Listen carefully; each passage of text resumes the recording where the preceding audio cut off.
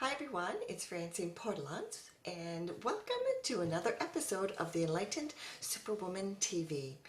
And today's episode is about getting back on track after a setback. And I know that we all get obstacles and challenges that can really knock us off our game. And it happened to me recently, and I thought I'd share with you this most recent experience and the process that I took to overcome and get back on track, but not only that, to actually come back in a bigger and better way. So, a number of weeks ago, I was in full swing.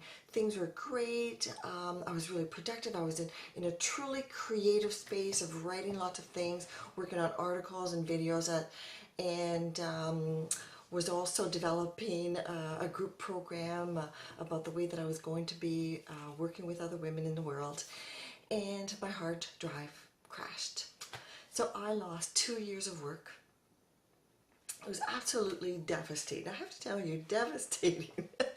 And so I moped around a couple of days, and then I have to tell you, step number one in recovery is surrender. So I made peace in my mind that it was lost forever. I would never get back access to stuff that were simply gone, and I wasn't ready to spend the $1,200 to $1,800 the cost of retrieving that lost data from an expert.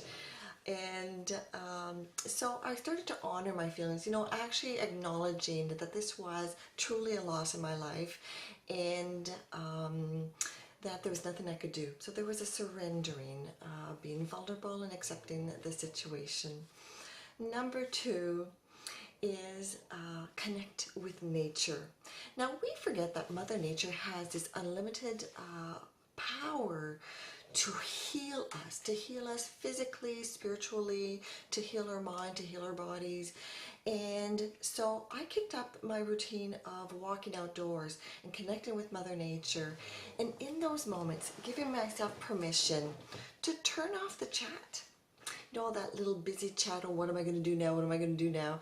Okay, so, and just simply listening to the sounds of nature, whether it's the birds or the wind rustling through the leaves, and it's actually quite beautiful.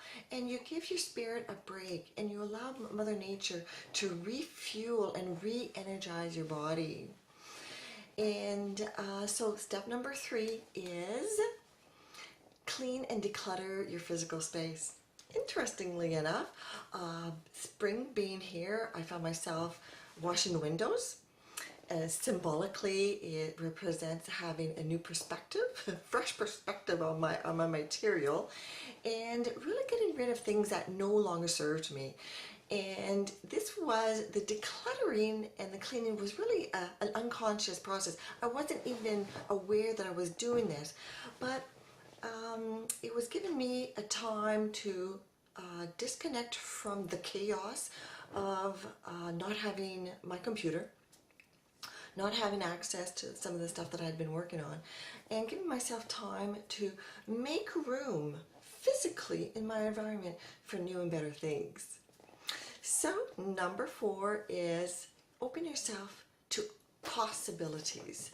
I didn't know the answer to that. I didn't know what would come next. So I asked, okay, now what? Would I recreate from scratch, or would I, start researching some of the stuff that I had posted online on my website, things that I had emailed, older versions that I could salvage. And so number five was find a win. And for me, that win was recreating something that I call the Enlightened Superwoman Manifesto.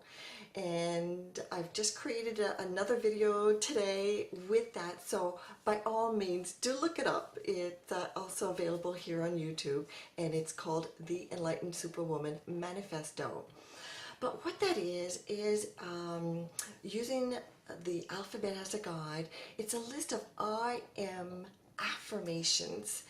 And so it was, I am amazing, And as you go through that, I am overcoming all these obstacles in my life.